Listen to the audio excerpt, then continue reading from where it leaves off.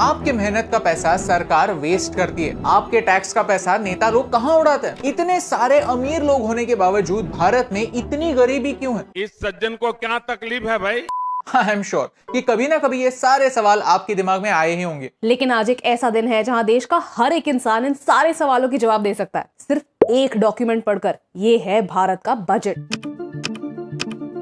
ये हमारी इकोनॉमी के लिए साल का सबसे इंपॉर्टेंट दिन होता है, लेकिन हम में से कई लोगों को बजट कॉम्प्लिकेटेड लगता है क्योंकि हमें तो स्कूल में ये सिखाया ही नहीं। चलिए आज बजट को आसान बनाते हैं, समझते हैं कि भारत का बजट बनता कैसे है और इससे हमें क्या फर्क पड़ता है। अगर आपको इस वीडियो से कुछ नया सीखने मिलता है तो इसे अपने दोस्तों के साथ शेयर कीजिए। वीडियो शुरू होने से पहले एक बात, आप में से सिर्फ 30% लोगों ने चैनल को सब्सक्राइब किया है। अगर आपको हमारा काम अच्छा लगता है तो प्लीज वो सब्सक्राइब बटन प्रेस कीजिए। ये आपके लिए तो फ्री है, लेकिन इससे हमारी बहुत हेल्प होती है। चैप्टर 1, बजट बनता कैसे है। बेसिकली बजट में 3 पॉइंट्स होता है। भारत कितना पैसा कमाने वाला है, भारत कितना पैसा स्पेंड करने वाला है, और आने वाले साल में यानी अप्रैल 2023 से लेकर मार्च 2024 तक हमारा फोकस कहां होने वाला है। भारत को बेहतर करने के लिए हम क्या करने वाले हैं। जस्ट इन 3 पॉइंट्स को याद रखिए, इनका एक्सप्लेनेशन हम बाद में देंगे। ये सवाल लगते सिंपल है, लेकिन इनके जवाब प्रिपेयर करने के लिए 6 महीने लगते हैं। इस साल के बजट का काम पिछले साल के अगस्त में ही शुरू हो गया था। सबसे पहले फाइनेंस मिनिस्ट्री एक सर्कुलर निकालती है और बाकी सारे मिनिस्ट्रीज को एक एस्टिमेट देने के लिए कहती है कि आने वाले साल में आपको कितने पैसे लगेंगे। ये सारी मिनिस्ट्रीज अप्रैल से लेकर अगस्त तक अपने खर्चे देखती है, उसमें आने वाले साल में होने वाले एक्स्ट्रा प्रोजेक्ट्स को लगने वाले पैसे ऐड कर दी हैं और ये एस्टिमेट फाइनेंस मिनिस्ट्री को भेजते हैं। फाइनेंस मिनिस्ट्री भी एक एस्टिमेट निकालती है कि अगले साल में जीडीपी कितना ग्रो होना चाहिए। फिर ये 2 फिगर्स टॉप ऑफिशियल्स तक पहुंचते हैं और अप्रूवल मिलने के बाद बजट बनाने का काम शुरू होता है। वैसे देखा जाए तो ये प्रोसेस 1 महीने में भी निपटाई जा सकती है, लेकिन हमारी फाइनेंस मिनिस्ट्री अलग अलग स्टेक होल्डर्स को कंसल्ट करती है, जैसे कि businesses, trade bodies, farmer unions etcetera. वो उनके सजेशंस कंसिडर करते हैं और फिर ही फाइनल बजट बनता है। सबसे एंड में फाइनेंस मिनिस्टर और प्राइम मिनिस्टर डिस्कस करके एक फाइनल बजट बनाते हैं और ये बजट डॉक्यूमेंट फाइनल होने के बाद हलवा बनाते हैं, लिटरली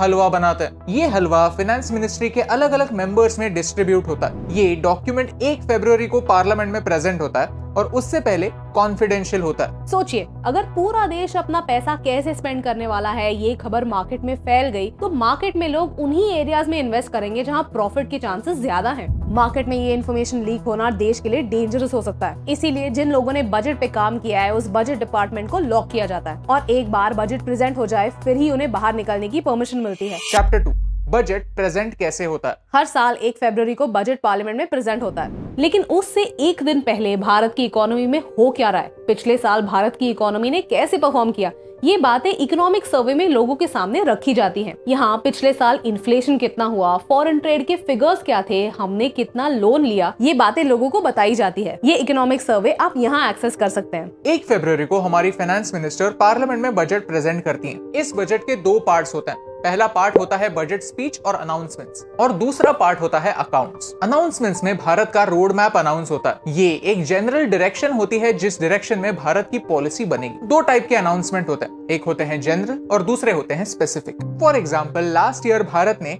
सारे गांवों में ब्रॉडबैंड इंटरनेट कनेक्शन डालने का वादा किया था। भारत नेट प्रोजेक्ट के थ्रू ब्रॉडबैंड केबल्स बिछाने का काम शुरू हो चुका है और भारत चाहता है कि 2025 तक हर गांव में ब्रॉडबैंड इंटरनेट पहुंच जाए। भारत सोलर पावर में एक लीडर बनना चाहता है और 2030 तक 280 गीगावाट एनर्जी सोलर एनर्जी से बनाना चाहता है। इसके लिए भारत ने 19,500 करोड़ रुपीस लास्ट ईयर के बजट में एडिशनली अलॉट किए। बजट प्रेजेंटेशन के दूसरे पार्ट में हम अकाउंट्स की बात करते हैं और यही वो हिस्सा होता है जिस पर हम सबकी नजर होती है। क्या टैक्सेस कम हुए, क्या हमें टैक्सेस बचाने के और तरीके मिले, ये सारे डिटेल्स फाइनेंस मिनिस्टर के स्पीच में होते हैं। चैप्टर 1 में हमने 2 काफी इंपॉर्टेंट सवाल पूछे थे कि भारत कितना पैसा कमाने वाला है और भारत कितना पैसा स्पेंड करने वाला है। इन 2 सवालों का इम्पैक्ट आप पर और मुझ पर होता है क्योंकि इन्हीं के वजह से हमारे टैक्सेस बनते हैं। अकाउंट्स में हमारे इन्हीं सवालों पर बेस्ड 3 डॉक्यूमेंट्स बनते हैं, receive budget, expenditure budget, demands for grants of central government. In points को समझने से पहले एक कॉन्सेप्ट क्विकली क्लियर कर लेते हैं कि कैपिटल और रेवेन्यू में डिफरेंस क्या है। अगर आपने कॉलेज में अकाउंट्स पढ़ा नहीं होगा तो शायद आपको ये टर्म्स सुनने में डिफिकल्ट लगते होंगे, लेकिन एग्जांपल्स के थ्रू समझेंगे तो एक्चुअली ये टर्म्स काफी सिंपल हैं। कैपिटल यानी वन टाइम, फिर वो कैपिटल एक्सपेंस होगा तो वन टाइम होने वाला एक्सपेंस, या कैपिटल रिसीट होगा तो वन टाइम होने वाला रिसीट।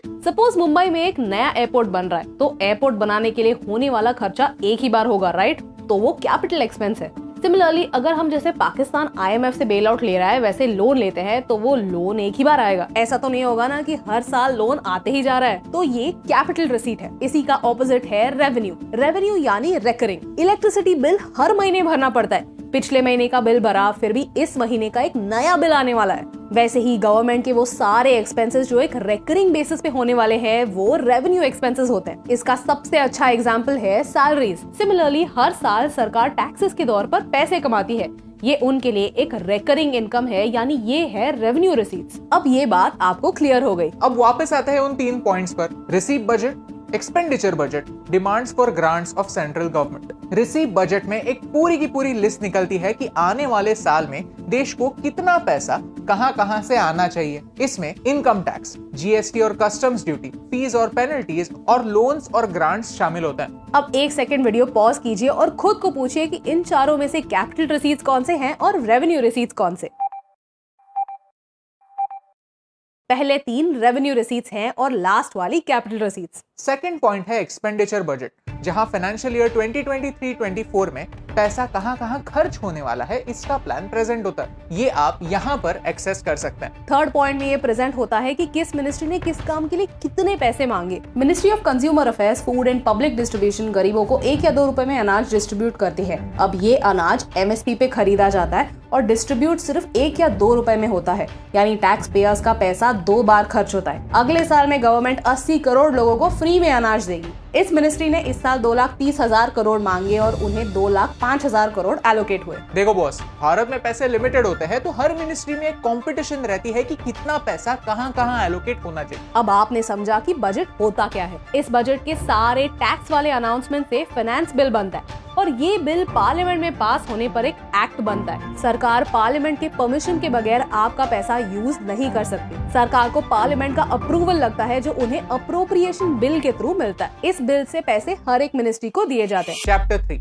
बजट इंपॉर्टेंट क्यों है? हम हमेशा सोचते हैं कि अरे मैं तो टैक्स पे करता हूँ, इनकम टैक्स भी पे करता हूँ और GST भी, तो इस पैसे का होता क्या है? अच्छी सड़कें क्यों नहीं बनती? प्रॉब्लम्स फिक्स क्यों नहीं होते? ये समझने के लिए बजट एक एक्सीलेंट सोर्स होता है, क्योंकि इससे हमें पता चलता है कि सबसे ज्यादा पैसा कहाँ खर्च हो रहा है। भारत एक डेफिसिट बजट बनाता है, यानी हमारे एक्सपेंसेस हमारे इनकम से ज्यादा है और ये गैप सरकार लोन लेकर फिल करती है और इस लोन पर हर साल हमें इंटरेस्ट पे करना पड़ता है। यानी इतना सारा टैक्स देने के बाद भी भारत के पास जितना चाहिए उतना पैसा नहीं होता। चैप्टर 4, हमारा पैसा जाता कहाँ है? चलिए हमारे बजट को जरा गौर से देखते हैं और समझते हैं कि हमारी मेहनत का पैसा जाता कहाँ है। चलिए यूनियन बजट के अकाउंट्स देखते हैं, रिसीट बजट देखते हैं, यानी अगले 1 साल में हम कितने पैसे कमाएंगे।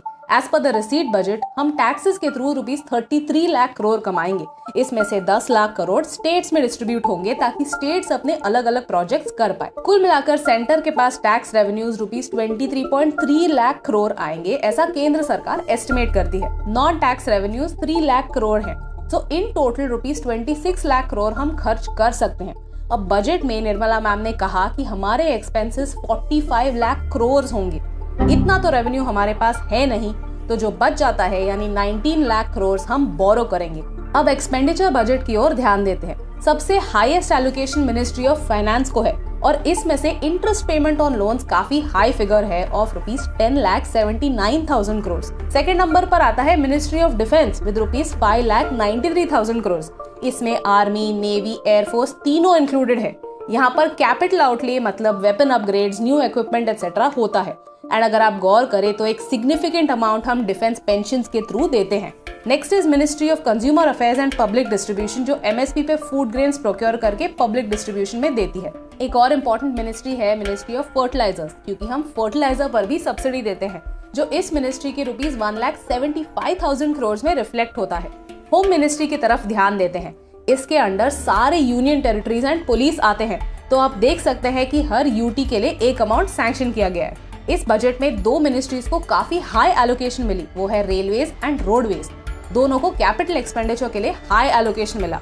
One good thing about this budget is कि हमारा कैपिटल एक्सपेंडिचर बहुत बड़ा है। जब हम इंफ्रास्ट्रक्चर के ऊपर खर्चा करते हैं तो उसके रिटर्न्स हमें ज्यादा मिलते हैं and over a longer period मिलते हैं। एक्सपर्ट्स मानते हैं कि हर ₹1 खर्चा करने पर हमें 2.5 रुपीज रिटर्न्स मिलते हैं। दैट्स वाई अगर हमें देश को आगे बढ़ाना है तो हमें कैपिटल एक्सपेंडिचर ज्यादा करना होगा और रेवेन्यू एक्सपेंडिचर जितना हो सके उतना कम करना होगा। Chapter 5 conclusion. भारत का मेन प्रॉब्लम यही है कि भारत का टैक्स पेइंग बेस काफी छोटा है। जब बात टैक्स पे करने की होती है तो भारत दुनिया में 116th रैंक करता है। भारत के सिर्फ 2% लोग टैक्स पे करते हैं। ये नंबर चाइना में 15% और अमेरिका में 80% है। यही रीजन है कि ये देश फास्ट तरक्की कर सकते हैं। यानी कमाने वाले हाथ बहुत कम है और खाने वाले मुंह बहुत ज्यादा। एज अ रिजल्ट हमें लोन लेना पड़ता है। ये लोन हम कहाँ से लेते हैं, इसकी पॉजिटिव और नेगेटिव पॉइंट्स क्या है, ये हम किसी और वीडियो में समझेंगे। अगर आपको इस वीडियो से वैल्यू मिली, कुछ नया सीखने मिला, तो इस वीडियो को शेयर कीजिए, क्योंकि बजट समझने से हमें ये पता चलता है कि देश कैसे चलता है। एक डेमोक्रेसी हेल्दी डेमोक्रेसी तभी कहलाती है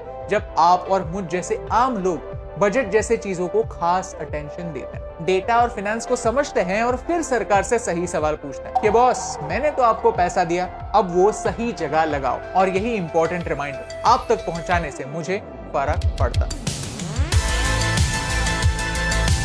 हे दोस्तों, thank you so much for watching this video till the end. अगर आपको ये वीडियो अच्छा लगा तो वो लाइक बटन प्रेस कीजिए। हम आपके लिए पॉलिसीज को सिंप्लीफाई करना चाहते हैं। आप और कौन से वीडियोस देखना चाहते हैं हमें कमेंट्स में बताइए। क्या आपने सोचा है कि भारत में एक प्रेसिडेंट का क्या काम होता है? जानने के लिए इस वीडियो को देखिए। हम पाकिस्तान के बारे में एक बहुत ही अच्छी और इन डिटेल सीरीज बना रहे हैं कॉल्ड पाकिस्तान एक्सप्लेन, जो आप यहाँ पर देख सकते हैं। Thank you so much for watching, क्योंकि आपके सपोर्ट से हमें फर्क पड़ता है।